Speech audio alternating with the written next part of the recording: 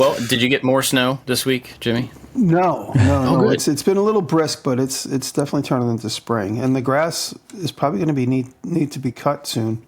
So that's exciting. I had to mow for the first time the other day at the farm, and it was like I probably should have mowed about a week earlier. You know, it was just long enough that I'm having to go slow to get it all cut. Yeah.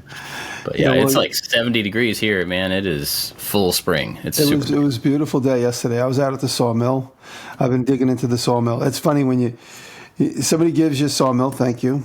It's a lot of salt. you know how that happens. Yeah, somebody gives you a Sawmill. And you can all relate. There was no instructions whatsoever. So you watch a couple of videos and you're like, do I cut it here? It's just, I don't know. When do I flip it? What? I don't know. But 3 trees fell this spring, and I turned those 3 trees into the logs I'm going to use to do the porch poles. And me and Mike have been cutting up the logs. And yesterday's video, I put up on Instagram 3 videos of me cutting up logs, but nobody would notice this. But the progress, that last log we cut up yesterday, the last 2 logs we cut up yesterday, it was like a breeze. Like I looked at Mike, I'm like, I go, actually, this is actually finally enjoyable. He goes, yeah, I'm liking this, because the previous 2 days were like, I don't know how to flip the log. I'm trying, like, every control, no matter what I think, is the wrong way. And I'm like, okay, let me think. And so I said to Mike, I'm like, go ahead, you do it. And he's like, because you're looking at all the hydraulic levers, and unless you're used to it, you want up is down, down is up, left is right, right is left. Not necessarily, but until you understand how the levers go. It's like if you ever seen anybody sit inside of a backhoe for the first time, I guess you would have only seen that in my backyard, where like you don't know what any of the levers do. And it's the same thing on the sawmill. So you're trying to flip a log and everything is backwards. You tighten it, you loosen it, it's crazy. But I'm finally getting the flow. Like at the controls, I'm starting to expect what happens without having to stare at them and go, okay, what do I need to do next? And then yesterday we changed the blade. We put on a new carbide tip blade, and what a breeze. I even said it in my last comment how it went from struggling. Every time the blade hit a knot, it would dip and come back up. So my boards, you look down at them, every time there's a knot, the blade would bury. Put the carbide tip blade on it, and it is dead flat. The cut is dead flat. Like butter. Yeah, like butter. So what do you do with how long all are those the blades going to last? I mean, that's pretty new. Right? Right? How do I know how long the blade will last? Well, yeah, I mean, like it's a relatively new blade. You haven't cut that much stuff on the sawmill yet, have you? No, but if the blade gets hot, if I don't have enough water blowing on the blade, there's a lot of variables. Gotcha. And also, a couple times I didn't have it tensioned correctly, so the blade was too loose, so it would dip because it wasn't tight enough. And I put on the non-carbide tip blade. I guess they're just showing a variety. Like Mike said, why would anybody buy anything but a carbide tip? It might be expensive. I don't know if you're only going to cut hardwoods, if you're going to cut softwoods. I don't know those variables yet. But you end up with a lot of scrap, like you were asking, Dave. And there's a huge pile of all the copes, the half rounds, like the start cuts. There's a giant pile. That's going to be camp firewood soon, but they're all 8 feet, 9 foot, 11 feet long, so we have to sit in there with a chainsaw and chop them all up. But where I'm at is really rural. There's no one's hankering to get that. There's no rush to get rid of that stuff. So that's what about all the sawdust? It just looks like it's going into the gravel. Yeah, it just goes everywhere. I brought a dust blower with me yesterday and blew some of it away, but it just goes everywhere. In your eyes, you leave. Like this morning, all my camera equipment, because it blows out wet dust because you have to pump water on the blade to keep it cool. So the dust comes out, it just sticks right to you. If you happen to be by the exhaust port, it just like sticks on you. And you could shake your clothes out, but you have to wash them because with tree sap and everything else, it doesn't come off easy. So this morning I was wiping off all my camera equipment that I was using out there. Like sawdust on everything. My car seat is covered with sawdust. That sounds really fun. It is. You're selling it. The first day we were out there, Mike is squinting the whole time like he's in a dust storm because he didn't bring sunglasses or any. But he since has got like the tight sunglasses, the tight protective Milwaukee glasses to cover the sides of your eye because this sawdust blaring, especially up here. It's in the field where we do the sawmill is always windy, so the dust goes out the port and then in every direction on your face and down your neck, everything. It's great. Love it. It's great. No, we got a ton of wood. So I've come it took a minute to get this rhythm, just randomly cutting until we got to the size we want. But now every cut we make is 1 inch. So we end up with all these 1 inch boards to potentially use for anything. They're drying. They're all pine, knotty pine. I'll figure out something to do with them. So we saved them all. And yeah, so that's fun. And what else am I working on? This week I was able to pull a fender off of the donor car and position it in space on the Cadillac. And that was a big hurdle for me. You know, these things come in waves and you think to yourself, I always say it, what is the reason you're not back at it? Why are you not back at it? What's holding you up? And in this case, it was breaking apart the parts car and getting up inside this 75-year-old car and undoing bolts. Most of them broke, so it doesn't matter. Because where it's going, it's getting all refabricated. So the bolts that hold the fender onto the parts car, buried under tar and all that stuff. But I was able to get at each one of them on the one side, and now I got to get on the other side and position them in space and then weld up little flanges to keep the fenders where they go. So that's the next big step, because then I could start really building out the woody sides, because now I know where the fenders are. And then just keep moving along on that. And this week I'm putting together a video for Aeon Laser. I'm doing 10 laser projects, 10 simple laser projects.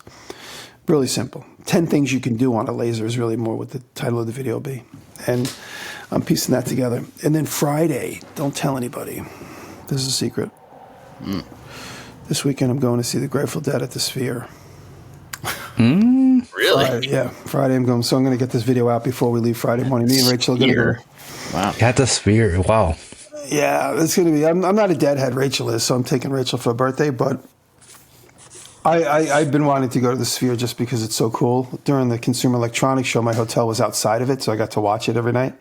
And it is insane. What a crazy, cool piece of technology that thing is.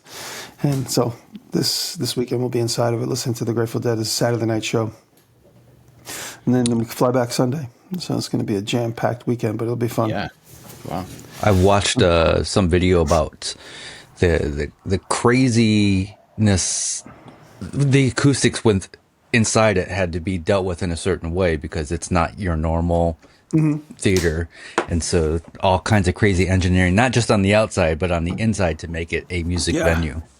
Yeah, it took me some time to understand what was going on just peripherally because I never really paid attention to what it was. But the Sphere, if you don't know, is this big giant globe. It has a big, huge LED surface all the way around it. So you could project anything on it. You're not really projecting on it. You're showing it on like an LCD screen. And outside at the hotel outside my window, I watched it for a while because I was there for the weekend. It would turn into the drawings on it make it look like you could see through it in some cases. So sometimes you're looking inside of like a Fabergé egg. Oh, wow. And sometimes you're looking inside of a snow globe, even though it's a solid object, but the way they design the graphics, it looks like you're looking into it from every angle. It's so crazy. Like the mental geometry that the graphic designers come up with. Sometimes they just run simple ads on them. Other times it's a big eyeball, which is probably one of the first graphics they made. And it's this big human eyeball that blinks. It's really gross because it's not attached to a head. It's just an eyeball with like skin on it. It's really disgusting. But that exact thing that you see on the outside is happening on the inside as well. So when you're in it, the experience is fully immersive. When you see an old school concert and there's a giant, like for instance, The Wall. I didn't see The Wall, but I've seen videos of Pink Floyd's The Wall. Behind him is a giant screen, and these things are happening on the screen and some 3D objects in front of it. In this case, the band is sitting there, and everything that emits from behind the stage goes completely up and over and around your head, or comes from around you and goes behind them. Everywhere, every 360 degrees, except for your feet. Maybe it is on your crazy. Feet. I haven't been there. Yeah. What a genius marketing idea to make something that pays for itself through advertising. Yeah. Right? Yeah. To show advertising on the building, but the building is the subject of your attention. Yeah.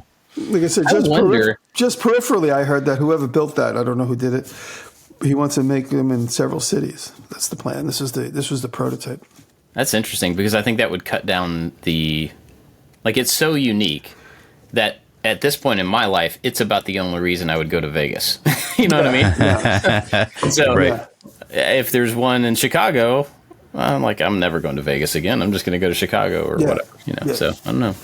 I wonder how much that costs to make, because at some point somebody had to have this idea, this crazy, I'm going to make a ball building that you can light up on the inside and the On outside. the outside, yeah. And I need you to give me money for it.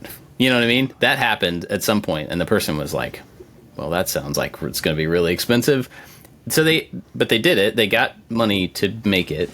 And then they have all these big profile concerts, and then they have advertising on the outside and stuff. But I wonder how much that cost and how long it's going to take for it to pay for itself. Surely it's not paid for already. The prototyping, because you gotta build some prototypes, and then you have to develop software just for this, because there's there's no globe or sphere graphic design software or motion design software. So I want to see some of the smaller prototypes. Yeah. I'm gonna see if I can find anything about okay. So the Las Vegas Sphere entertainment venue cost approximately, do you have a guess? 2.8 billion. Yeah, I just was gonna say You just looked it up. I sent it to us. I just sent it to us. That's what I was saying. Cheater. 2.3. Oh, what does it say? What did you see? It says $2.3 billion. Yeah, insane. Wow. Yeah, that's a lot. It's significantly higher than the initial estimate of 1.2 billion. Yeah, I'd say it's a little bit higher. wow. Wow. Somebody's like, I didn't sign up for $2.3 billion. Wow. That's a lot. Yeah, that's a lot in overages. Imagine going back to your client and saying, I know I said it was going to be 500, but it's actually going to be $1 billion. I'm sorry. Yeah, I'm Right. going to need another $1 billion, please. Cool. Well, I hope that is fun. Yeah, that'll be really fun. How that goes. That'll be really fun. Like I said, I'm not a huge Deadhead. The only show I ever went to was with Rachel when we first got together. She's been to a lot. She said her first show was when she was 8 years old with a cousin. Oh, wow. I think she said she got to see Jerry. So, a long time ago. Anyway, yeah, that'll be fun. And that's it. And then just onward and upward. Projects inching along. Cool. David, what you been up to? Same here. Finishing up the ugly picture frame video, and then starting a pair of bedside table lamps. And they're going to be, this is for the rental, so still working on that, still way behind, but they're going to be kind of like little sculptural lamps where I'm going to play with some shapes. But more excitingly is my shop. It's like a pitcher's mound, and there's dips and valleys all around the shop, and like huge dips. Like when you anytime somebody walks in there and walks in the corner, they're like, whoa, this floor is really crooked. And so a company is coming in, and they're going to inject foam underneath the slabs to try to level it out. And that's going to take care of 50% of it, maybe more than that, but it's only going to level it out within itself. There's still going to be dips and valleys because the concrete is a solid object and the concrete wasn't poured flat. So and that's happening, and they said we're still scheduling the date, but that's going to happen within the next few weeks. And then after that gets leveled, there's two choices I could do. I could pour a leveling concrete on top of that, which I don't want to do. And the other choice is putting a subfloor in and, wedging things. So we're going to use that. I think it's called dry core or something along those lines. Dry core. They're like little chipboard panels, like 2 foot by 2 foot panels, and they got plastic underneath it so it can go onto a concrete floor. And so I'm gonna lay all those down and try to level that out as best I can with shims, and then put the carpet tiles back on top of that. And that should all happen within 2 days. 1 day of moving everything out. I don't have the garage door is not functional. The tracks are clipped, so the table saw has to come apart to go through the door. But it'll be so worth it, because I'm not doing shop expansion just yet. It cost a little bit more than I was expecting. So I'm waiting for the right time to do that. So in the meantime, I need to get things leveled. And back when the contractor did all the insulation and added in the attic and the drywall when we first moved in, they asked if I wanted to level the floor. And I said no. Because at that time, the project was already $20,000 and it was going to be another $3,000 to level the floor.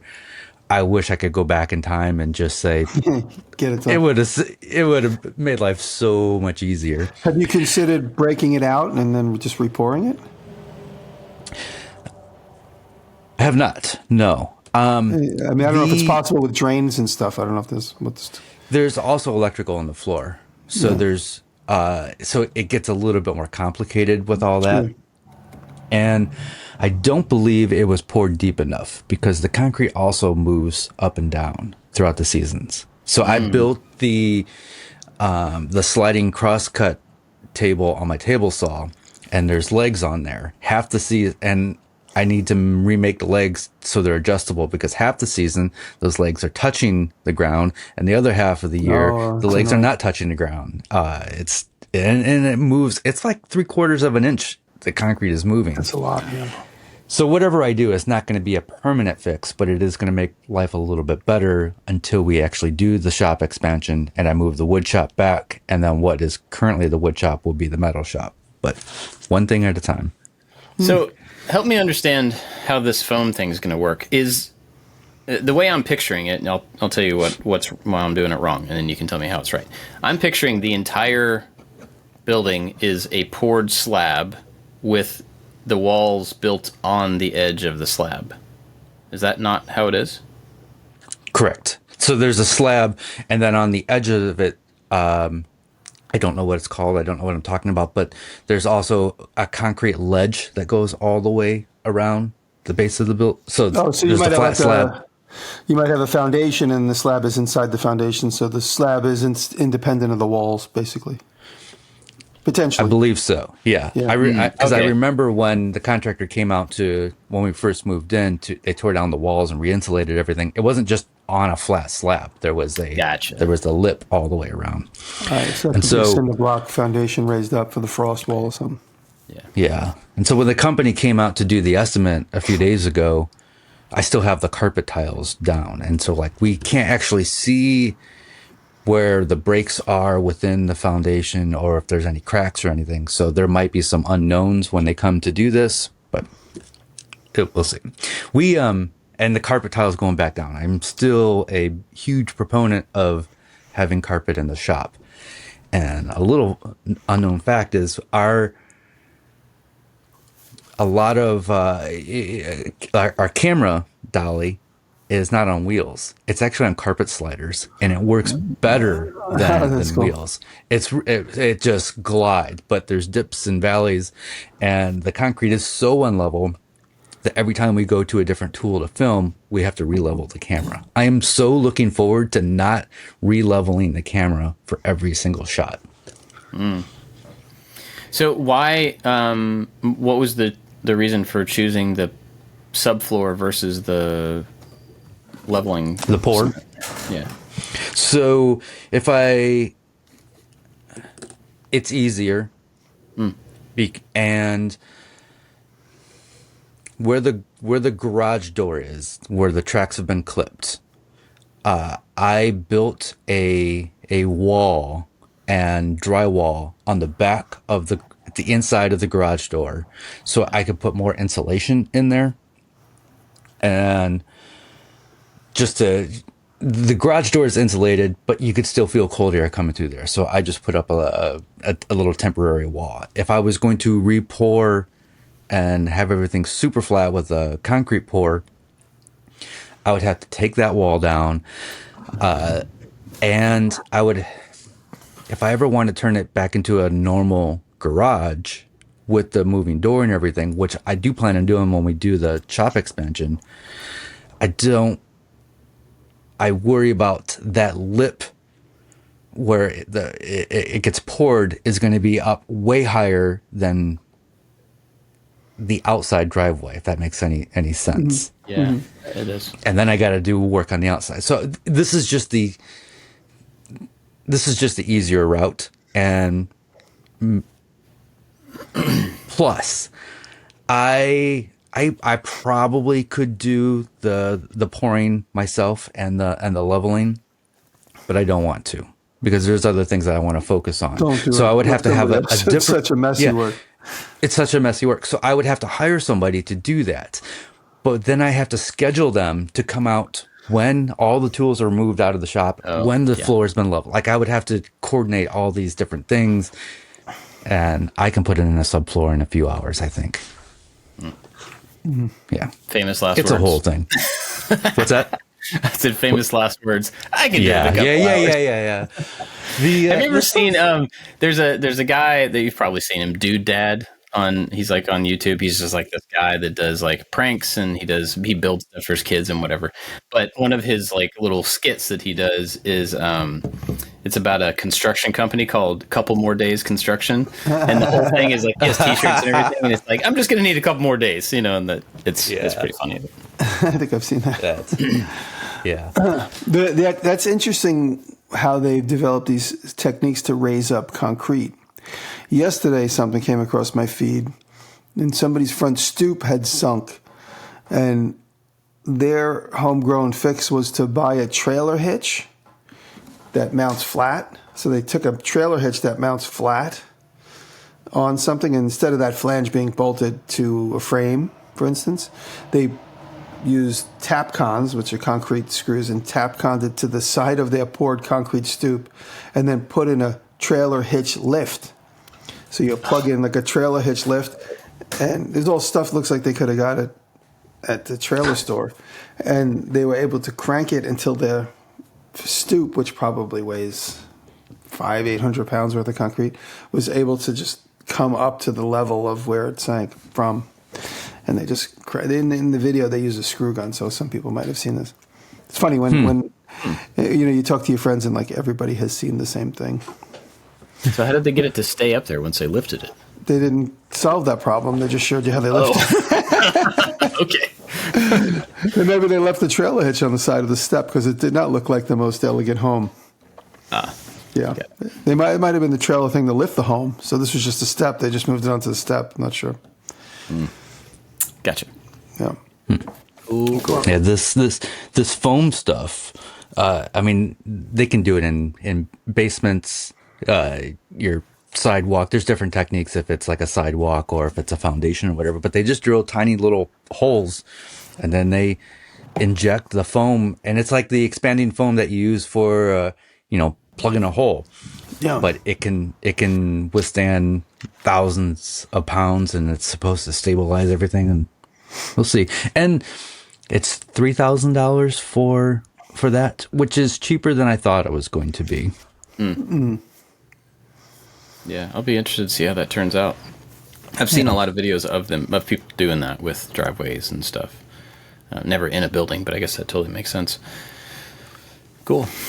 Well, I've been out working on the Ghia this last week and testing out the metal fab. I was talking to you guys about it a little bit before. I went into it expecting the metal fab, which is the laser welder that I got, expecting it to feel like a MIG welder.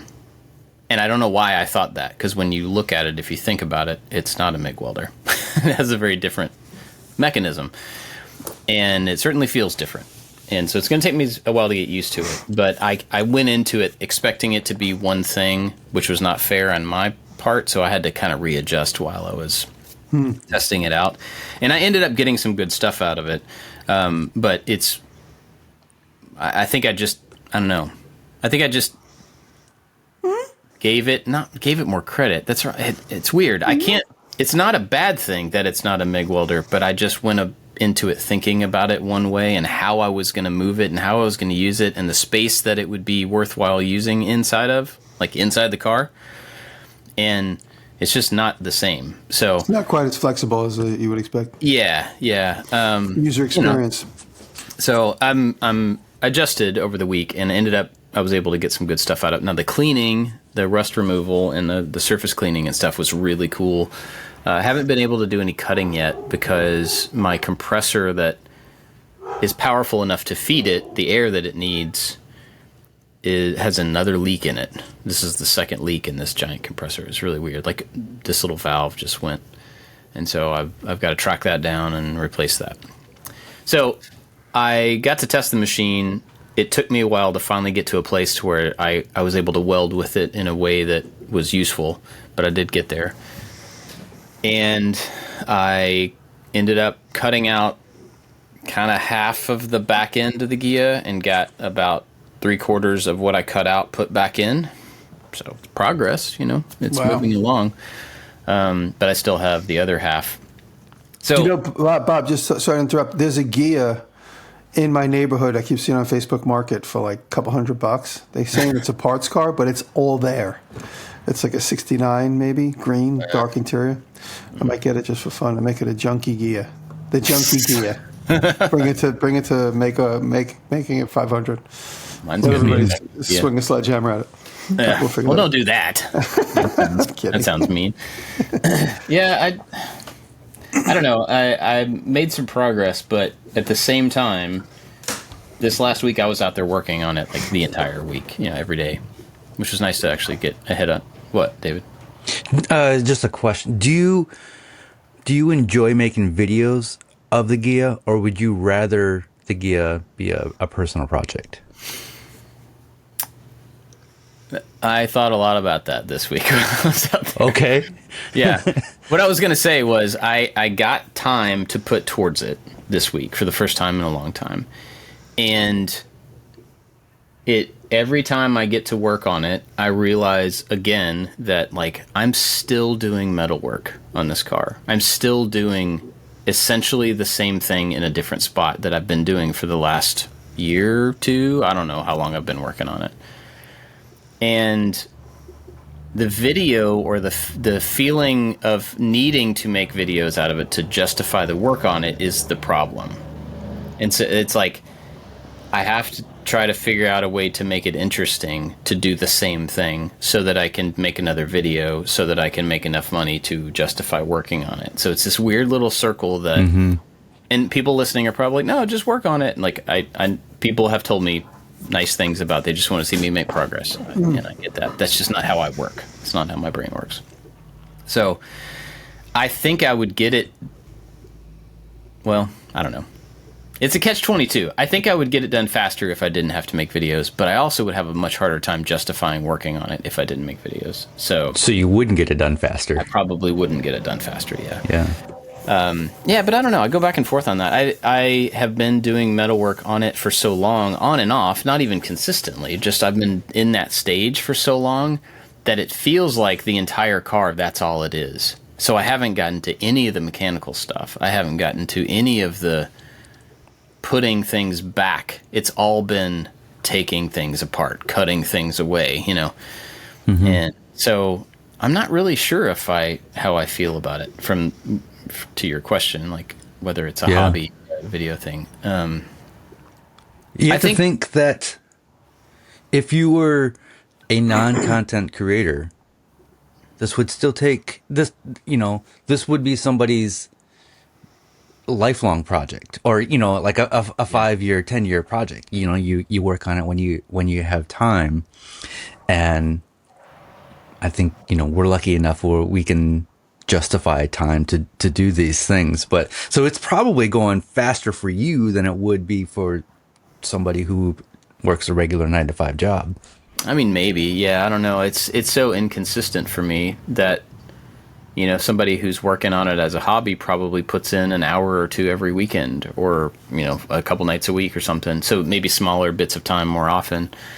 I don't know. Yeah, I don't know how people do stuff like this as a hobby only around life, because if I tried to do, and I mean that goes for even like the other projects I do, like if I wanted to make a new bed like I made a few weeks ago for our house, I was talking to this guy I know about that, like if this wasn't my job, when in the world would I fit in designing and building a bed for myself? Where would you put that in your life? Like we are incredibly blessed to be able to justify those types of interests and hobbies and time as a job, because I feel for people who want to be able to do that and just literally do not have the hours to do it, which is most people probably.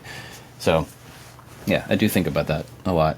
With the Ghia, I mean, I like working on it. I think I'm at a point now where I'm pretty frustrated about the fact that it doesn't feel like it's going anywhere. Even when I make progress on it, it still feels like this endless, more sheet metal, more stuff I don't know about, more of the same bad welding, and it's just like, feels like the same struggle over and over. But and now I actually got confronted with a new worry in this last week.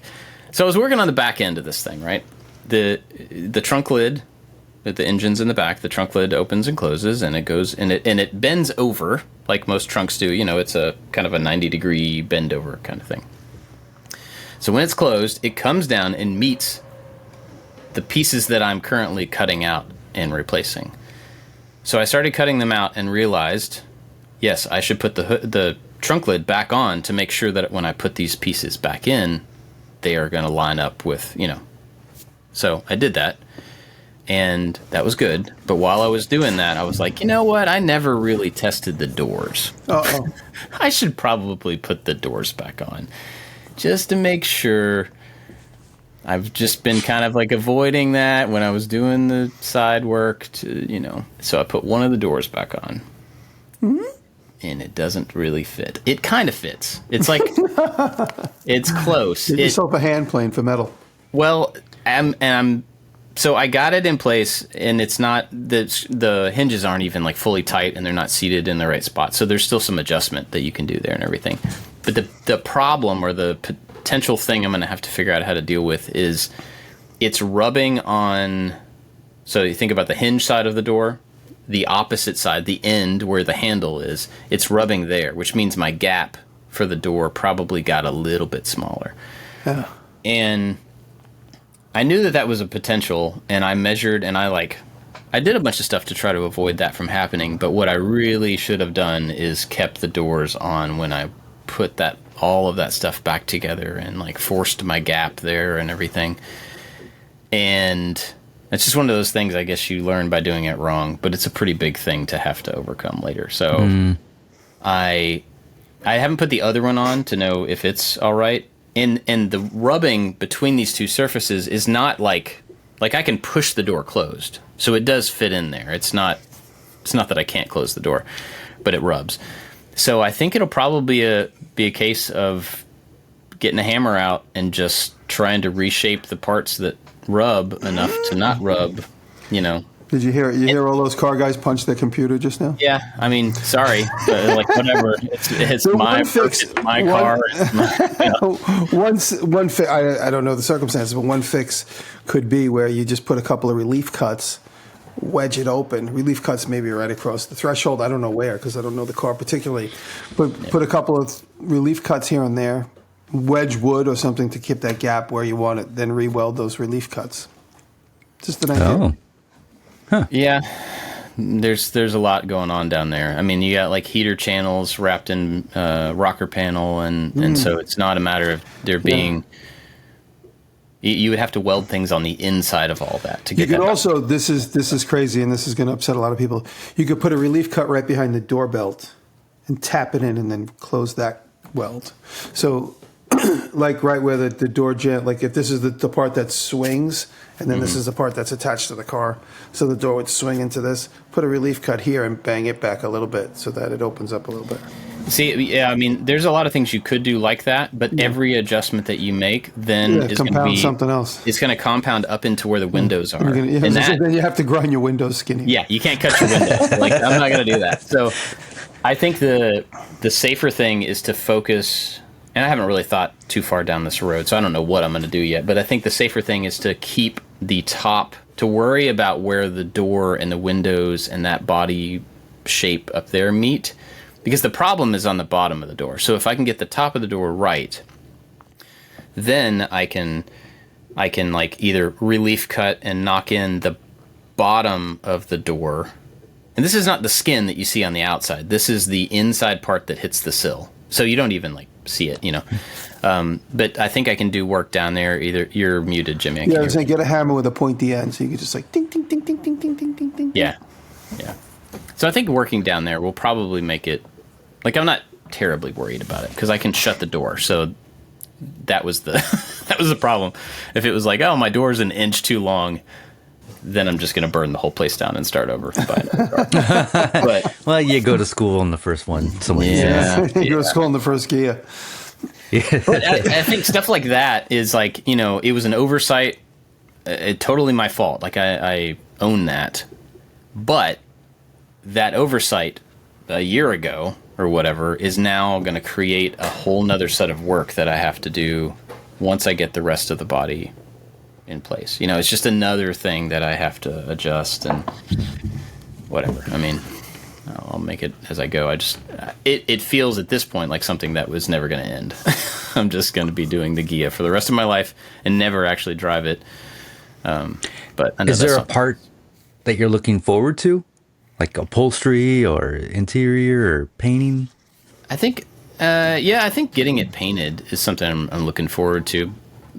Except the fact that once I paint it, I'll probably start seeing all the flaws that I didn't, that I was too impatient to fix in the bodywork period now. Yeah. So I'm a little bit worried about that. And I know that, so I'm trying to make sure I take my time with the bodywork. But I'm looking forward to putting it back together. I'm looking forward to like having it painted. I have I got a new wiring harness. I have new interior pieces, and I have all of the stuff or refurbished pieces that I was able to clean. And I'm looking forward to like putting that back together and start building it up a little bit. That feels pretty far from now. So I don't know, but that's what I've been out doing this week. And it did feel good to be out there. It was absolutely beautiful weather. So I had that big door open. It's like kind of breezy and mid 60s, low 70s all week. Just wonderful weather to be out there. So that was great. And I would like to do more of that before it starts getting super hot, And one interesting thing, and part of why I did this deal with X-Tool about this metal fab thing, is they wanted several videos to use this thing. And it was like, well, if I commit to several videos with them about this thing, then that commits me to some sort of metal work, which makes sense for it to be the Ghia a lot, several times over the summer, So there was a little bit of like built-in commitment there to making some progress. X-Tool is your accountability partner. Yeah, I guess so. Yeah. Something like that. Accountability buddy. Accountability. Yeah. I can't even say that. That's what I've been working on. And then I started working on a new project this week, but we'll get to that later on. It's not terribly interesting. Bob, yet. you put out the video of I saw your Instagram story where the extruder for the edge banding. Yeah. Mm-hmm. And how did that video do? I'm just curious if that struck a nerve with people. It actually did pretty well. Every time I put a video out, I'm reminded about how little I understand about YouTube. Every single time. Of course. Same. Like, it's crazy. In this one, I remember specifically thinking, like, we have to name this something that does not say edge banding because nobody's going to watch this. Like, it's interesting to me, but nobody's going to watch this. And it's still number 2 out of 10. That's great. I don't. Okay, I'll take it. It's funny. I did a video about the Harvey bandsaw, which I published this week, Monday, and it's funny how so many people still like. I just watched a 10-minute commercial. I'm like, yeah, that's what it says in the title. Yeah, it says, and then when I'm sure I don't remember if I did, but I'm sure I clicked. You're watching an advertisement. You have to tell YouTube that this is a sponsored video, so it pops up right in the beginning. And it's like, you've changed. I missed the guy that was in the basement in New York. What, in the basement in New York selling tools? It's different now? This is what I've always done. I said I use tools on camera, and people potentially buy them. That's been my job since the beginning. I know we've talked about this, but that phrase, you've changed, has gotten hurled at us, not just us, like people. It gets hurled at people as a negative thing. Mm-hmm. And my response to that would be, well, if I didn't, that would be bad. If I don't change in some ways over time, then shame on me. Like, Yeah. that's sad, you know? If I you say don't I say change. it often. I'd be like, let's put a pin in this and let's see where you're at in 14 years from now. And if you're still in the exact same spot, there's something wrong. Yeah. Yeah. Yeah. I mean, not all change is good. Like, I understand that, but dang, if you shouldn't, yeah. Anyway. You've changed. Yeah, I have on purpose. How about that? Yeah. So I had a question for you guys. We did have kind of a topic, but I was thinking about something. I had a couple of things, actually. One, I want to run back real quick to, you said when you were talking about your shop earlier, you talked about the center of it being a pitcher's mound. I know you like baseball, right? You've watched baseball, right? I used to be a huge baseball fan. I've stopped watching, but that's yes. what I thought. I don't like baseball. I went to a baseball game for my daughter's boyfriend the other day, and he's really good at it. But man, baseball is not a thing I enjoy watching. But while I was watching it, I noticed for the first time, this is like the third baseball game I've ever seen in my life. So I noticed the pitcher's mound is a literal mound. I always thought that was just kind of like the phrase for the thing that they stand on and it like whatever. But it's a mound. It's like a foot or two higher than the rest of the field. And that struck me for the first time ever. And so I started asking the other dads there that were actual baseball dads, like, why is that a mound? Why is it lifted up? And nobody had an answer to it. And then one of the grandpas came over who's like super baseball guy, knows all of the stuff about all of the things. And somebody asked him. And so he laid out this whole explanation as to like the physics of why it's a mound and why the pitcher gets a better angle on, it makes it more difficult for the hitter. No, it makes it easier for the hitter and more difficult for the pitcher because the hitter gets to see the angle of approach differently than if it were coming straight at them. So if you're on the same plane and the ball's coming straight at you, you can't judge it the same as if it's coming at an angle. You can see the change, you know. And that was fascinating. Like, I sat through this whole boring baseball game and then had this simple question and somebody had a really interesting answer to it. I just thought that was kind of cool. I didn't know if you knew that or not. I did not know that. Yeah, the only sport I watch anymore is F1, and just because there's only so much time, and so I just eliminated all sports except for F1. And Kelly's also into F1, and what got her into that, there's a few reasons, but she would just be in the room as I'm watching it, but then she would start picking up on the science behind things and the reasoning and the strategy. And it's more than just one race. It's a whole season. And she really got into that. And I think, once you find that little fascinating bit, you can, it hooks you, and it just makes the whole, like baseball, it's really hard to watch one baseball game or two baseball games a year because you don't understand the whole story. There's 162 games a year. There's you knew that this player got called up 3 weeks ago and is known for this skill, which somebody got, like there's more than just that game. There's the whole story and how we got to that point. And so baseball is better when you follow it every single day. Interesting. You guys reminded me, since we're on baseball for a second, did I ever tell you the time I went to a baseball game with Nick Offerman's dad? Did I tell you guys that story? I don't think so. So it was a few weeks after I cut my hand because I was still in a cast. It was the spring of 2010, and Nick calls me out of nowhere and says, I was scheduled to be in the city and meet my parents, but things have changed and I won't be able to. He said, would you be so kind as to meet my parents and escort them to the Yankee game? I said, that would be fun. So I met Nick's mom and dad in front of the Museum of Natural History, and we got in a cab and then the subway ride, and we ended up in Yankee Stadium.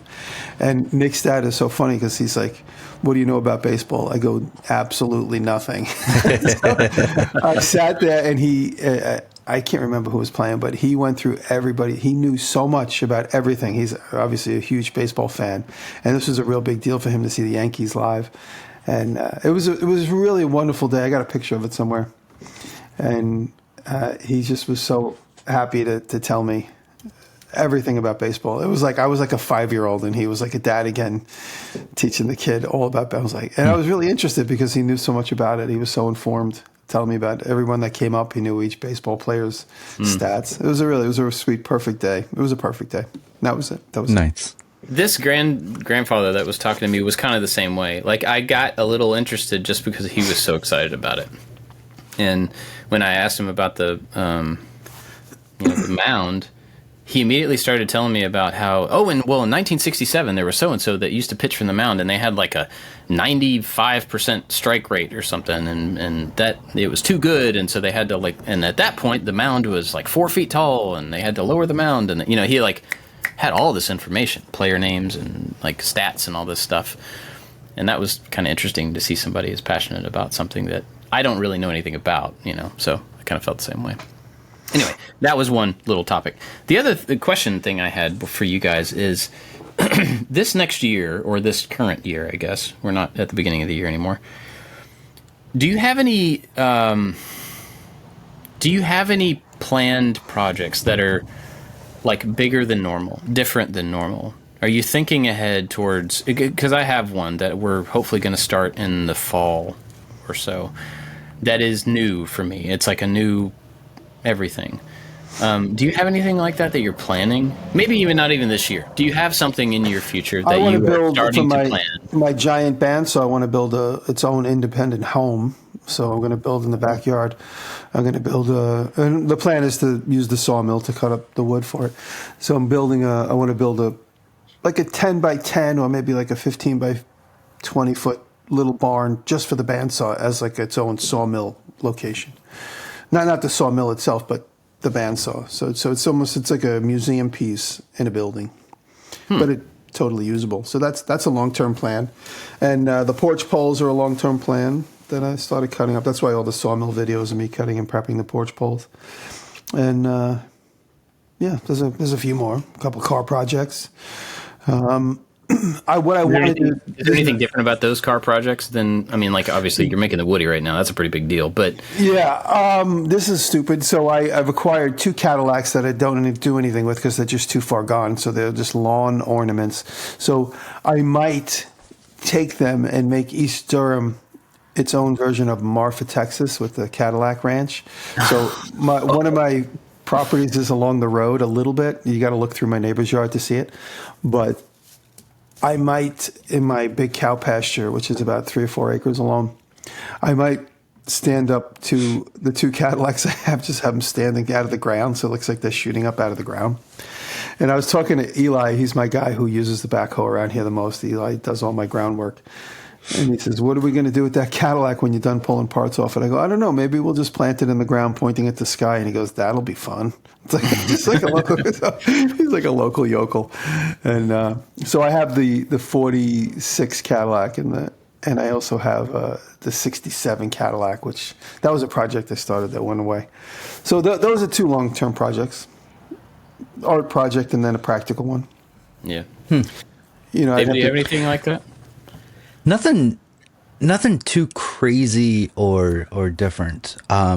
As far as like a big project that I want to do this year is redo my office, and I'm waiting for a couple pieces of music equipment when the time is right for me to get those pieces and sell other pieces.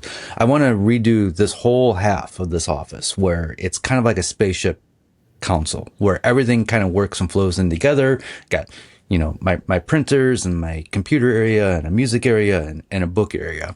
And it's not just one little project. It's almost like a room transformation. Part of that sounds overwhelming to me, but I think once I just start drawing and once I get into it, I'll just do it. But it's not really that different from all the other little projects that I do. It's a bunch of little projects that it will turn into a bigger one. There's one other thing, and it has lit the fire for me to work on some art. I was at an event over the weekend, and this gallery, it's more of like a DIY punk type gallery, but it is an art gallery, and they have shows there all summer. And He's like, hey, let me know when you're ready to show your work, and we'll set up a date. And this is my dream. This is the thing that I've been wanting to do for a while. And I was like, and he's like, if you wanted to do it here, and I'm like, no, this is a place where I want my first gallery showing to be. And so over the weekend, I started collecting. I've got random notes and sketches. I got half started pieces over here. I've got illustrator drawings, and I just started collecting them. I put them all in a pile. So for my first showing, I want to have different categories. Instead of having one cohesive, like all the pieces are somewhat related, I'm going to have different sections. Like there's going to be like a little sculptural section. There's going to be almost like a hanging wall phrase type thing, and then another little geometric thing over here. And I started like, okay, I have 4 ideas for this. I have 2 ideas for this. I'm going to need some more there. This is something I want. So I've been just collecting what I want to work towards, and hardly any of that is going to be filmed, but because they're going to be, I don't want the filming to slow this process down, and those videos wouldn't do well anyway. At least I don't think. And, so that is something that it is a little bit different, and it's something that I'm working towards, and is a bigger thing, because again, it's just a bunch of little things that turns into a bigger thing. Gotcha. That's pretty exciting. It's a really, I'm so excited. I'm more excited than I should be, I think. It's funny that we brought this up. So my buddy Jonathan Ransom, who runs my Discord, I didn't tell anybody this. Only Awesome Kelly guy, knew. by the way. Yeah, awesome guy. Yes. I didn't tell anybody this, except for, Kelly was there when we had this conversation. He sends me a message on Discord the other day. He's like, it looks like that Picciuto gallery show is going to happen sooner than expected. And I was like, wait, what? What are you talking about? And he's like, oh, you haven't seen Laura Kampf's video yet? Yeah, Laura's video is cool. And she's opening up she's going to start a gallery in LA. And I had not seen the video yet. And so I was like, oh, that's such a weird coincidence. I thought you were inside my brain, reading my mind because of, but anyway. So that is something I'm working towards. Now I'm very curious on where that question comes from, Bob. Well, first off, it is 5 hours and 8 minutes to Toledo. So you let me know when your opening is, and I'm there. I'm definitely coming to that. I love you. That's cool. Thank you. That's cool. Yeah. It's coming from... Oh, man. Yeah, I said it first. You're just doing it because I'm doing it. Make me cry on the podcast. That'll be the 500th episode. Yeah, there you go. I need to watch Laura's video. I didn't know she was doing that. The question comes from... So, I've been talking about the A-frame forever. And recently I've gone back and forth on whether it's something like realistically something I will ever do or not. And one of the reasons that it's kind of daunting, well, I mean, it's a home, but I've never built, of all the things that I've built, I've never built a freestanding structure from the ground up. I've made a bunch of climbing walls. I've built giant decks.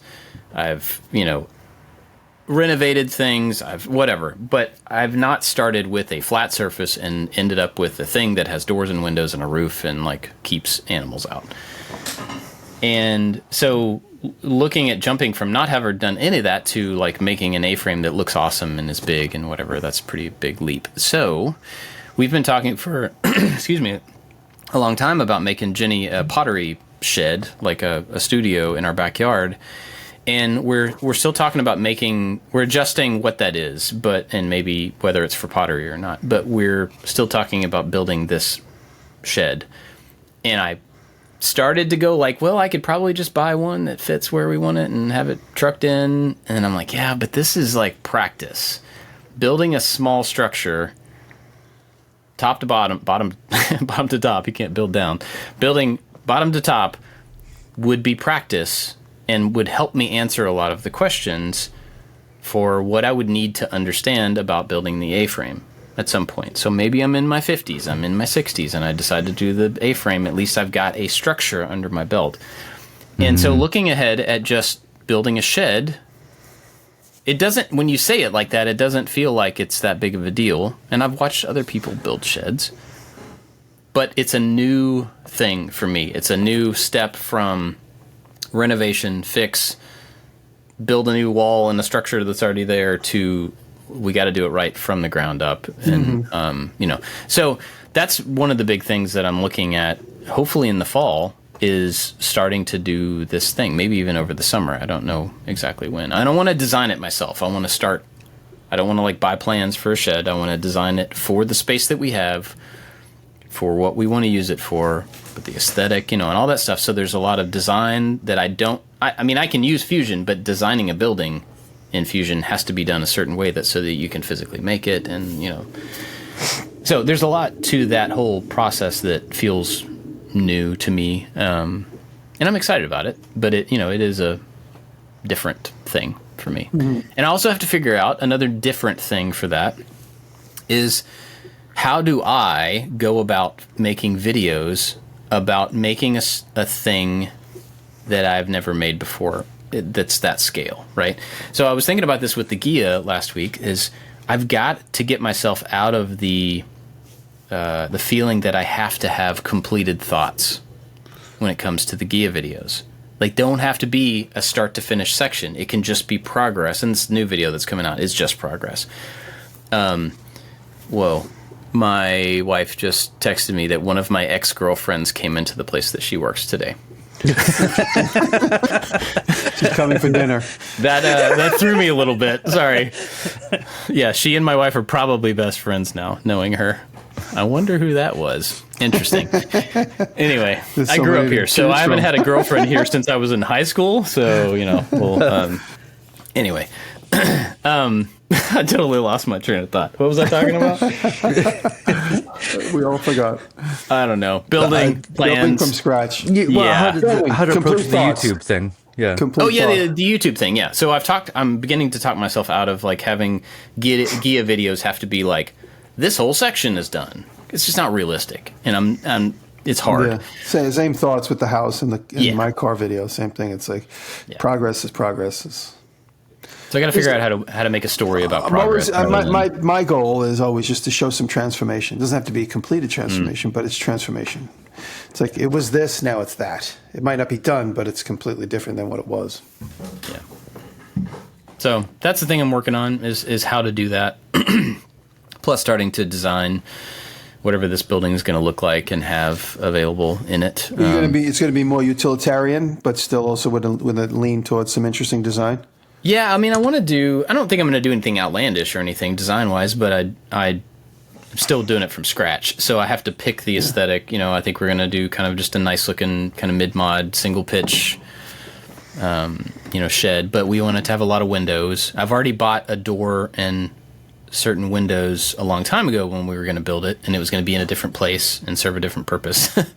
So I'm also building it around the windows and door that I already have, which is kind of weird. That's not ideal. But, I just want the outside of it to fit in our backyard and look nice and,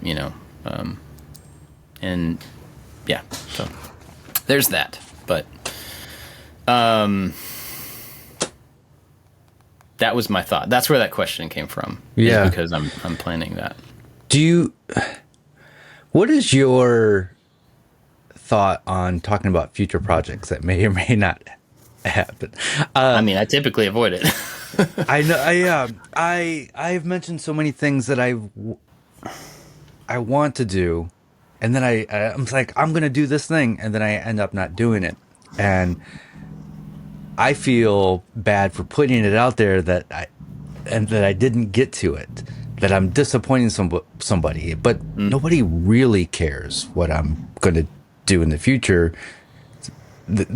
People are watching what I'm doing now. And so I keep having this thought of I should stop talking about future projects and just talk about what I'm finishing up or what I'm working on. But I get too excited about the future. Or maybe not too excited, but I am very excited about future things. And so I bring them up. And part of me is saying to myself, if I talk about this thing, if I say, hey, I'm going to do this art gallery show, I'm putting it out there, and now it's real because other people know about it. But it also adds pressure because, like, am I doing it for myself or am I doing it for an audience? And I don't want to do it for an audience. I want to do it for myself. But I don't know. Internal struggles. My head is a tennis match all the time on this stuff. Oh man, that's a good phrase, and that's I feel that, yeah, for sure. Yeah, I don't know. I mean, like future stuff. I think and I think both of us, at least, I don't know about Jimmy, but both of us probably only talk about future idea things here on this show. I don't talk about it anywhere else. And I know that the people that listen to this are probably the most gracious group of people that we interact with on the internet. So I think they give us some grace when we don't follow through on that stuff. They're excited to hear about the potential, but I do think it's good because it gives the three of us at least opportunity to encourage each other towards those things. Because I mean, I know that for both of you, having a gallery show is like a goal. And Rachel keeps pushing. I think would be awesome for you as artists. So like anything I could do to encourage that along or whatever, I mean, absolutely. I would rather know about it than not know about it. Right. There's also if I say, hey, I'm going to make a treasure chest or a cabinet or whatever I'm going to make, I'm going to do that in a couple weeks. And it's going to be for this specific thing. You guys both will be like, oh, have you thought about doing this? And I'm like, ooh, I have not thought about doing that, but it's, so there's the brainstorming part. That's always fun too. Or getting somebody else's perspective before I dive into a project. One giant group show somewhere in the world. Maybe if we had an event to attach it to, like 500th episode. Giant group show. Not 500th episode is too soon. Oh man! But that would be really cool. I would enjoy that greatly. Giant group show. Everybody bring one piece. Cool. The look on Bob's face. As I was saying it, he was almost going to hang up on us. Speaking of 500, we're running long, but our 500 kind of conversation from last week took an interesting turn. Let's talk about that in the after show. Yeah. Oh, we can tell people about that. Timing couldn't have been better. Yeah, it was pretty interesting. Let me thank our Patreon supporters for hanging out with us today and for encouraging us along on our future project ideas and stuff. We are very grateful for all the support for everybody over at Patreon at every level. It's awesome. So big thank you to everybody, but especially our top supporters. That is a Pretty Big Deal, Inc., Matthias Garnow, Crabtree Creative, Michael Menegin, Warren Works, Jeff at the new Janky Workshop, Scott at Daddy Yourself DIY, Sean Beckner, Odin Leather Goods, Rich at Low End Design, Chad from Mancrafting, Works by Solo, Albers Woodworks, Corey Ward, and Nick Ryan. But also people like Dan Edwards. Dan Edwards has been supporting us for a very long time on Patreon, and we appreciate that. Dan? Thank you. If you want to get the after show, which is where we're going to talk about this new development for for the 500 meetup thing, you can go to patreon.com/makingit, join up at any level, and you get the after show. It's a separate podcast feed. The link is available on Patreon after you sign up, and you can find out more about that and hear more of us jibber jabber every week. And if not, then that's cool. Just thanks for being here and listening. We appreciate it. All right. Do you guys have anything to recommend? I'm going to say first. And does somebody have an extra for me? Because I don't watch anything. Mine's so good, it covers all of us. Casey Neistat put out a video. Oh, okay. Sean tipped me off to it. I would have seen it because I'm in his feed, but thank you, Sean, for the quick tip. Casey put out a video on the new version number 5 of the 360 camera from 360, Insta360. Insta360. And it's pretty good. It's always nice to see a Casey video. He's just his videos are just so likable. And he went over the details. It was interesting. He kind of turned it into a little bit of a history lesson, which was very cool. So the Insta360, they reached out to me, and I passed them on to Mark's, but Mark must have pissed them off because I never heard from them. But they reached out to me. And the timing gives me the indication it probably would have been for this introduction because it was about 2 months ago they reached out. And I don't know. Sometimes Mark gets people in a headlock and they can't breathe, and then they go away. And then I meet him at a trade show, and they're like, I spoke to to your agent, and he really wanted a lot of money. I'm like, yeah, you should have called me first. But anyway, so Insta360, and I've been playing around with my Insta360 Ace Pro, the first version. I kind of, you drift from camera to camera as you go. You start getting comfortable with this one and that one. And I drifted away for the Osmo. What is this one with the head? Pocket 3. And I just started using the Ace again. I really like that camera. Yeah, mine's a little beat up at this point. I've dropped it and the corners are chipped, but it's still a good camera. So anyway, that's it. That's my ad. Unpaid ad for Insta360. When I watched Casey's video yesterday, I was like, that is such a great product video without talking about specs or everybody else who's going to put out that Insta360 video is going to talk about this spec and how it compares. He doesn't do any of that. He has his the two own real simple innovations, the changeable lenses and the handle. That was it. Those really are the two big pain in the asses why I always I panic when I carry my Insta360. I got the 4. If I can't find the rubber tip that goes over the end, I'm panicking because I'm holding it in my hand the whole time, so you don't put it down and scratch the bulbs. Yeah. All right. This one is this might be my favorite pick of all time. This one is so good. Whoa. It is a website app called Canopy, and if you have a library account, it's free, and it's movies. It's all movies. Hit movies, classic movies, but my favorite thing about this is the documentary section on Canopy. There are so many artist documentaries on here, all the big ones, and it's completely free, and it is blowing my mind that I did not know about this sooner. So, Canopy, absolutely amazing. Canopy with a K. Canopy with a K. Is that right? Okay. Yep. Huh. Interesting. All right, cool. I'll have to check that out. I don't have a pick because I don't ever watch anything. Why don't I ever watch anything? I just don't. Why don't you take Laura's video and then preemptively? Okay. I mean, I like Laura a lot, so yes, whatever Laura's video was about, that's going to be my pick, and I'm going to go watch it. Laura's opening a gallery called Bricks. Why didn't I see this? I do look at YouTube, and I watch the things that I didn't see that pop up. But anyway, yes. Go check out Laura's video, and I'll put a link to it. I tried to help you out last week, Bob. You did, and I still haven't watched the OK Go video. The OK Go video is so cool with the robot arms. Yeah, and that wasn't even my pick. My pick was with Jack Conte interviewing the singer of OK Go on how the video was made. That interview it's so good because it's not about the technicalities of it, it's about the art of it and how the ideas come about. It's so good. It's such a great idea. Basically, it's not about robot arms as much as it's about reflections, which is so cool. Interesting. Oh, and maybe I'll talk about this in the after show. A robot arm company reached out to me, and I almost sent it to you, Jimmy. But a tiny little robot arm, not like the big massive ones that will kill you. Yeah, I need one. There's one on a bandsaw that everyone keeps sending to me. There's a robot arm. There's a robot arm with a bandsaw, and everyone keeps sending it to me. It's really. It has a bandsaw at the end of the robot arm. Yes. Oh man. So, I don't know how whoever made it seems like they would be using it for cutting, because the demo is just like weird sculptural stuff. It's not really anything tangibly usable, but I would imagine you could use it for making like corbels and stuff like that for big timber frame stuff. It just reminds me of the laser bandsaw that you came up with 5 years ago. Yeah, that I never finished. It's just the laser coming from the ceiling and you just freehand through it. What could go wrong? What could go wrong?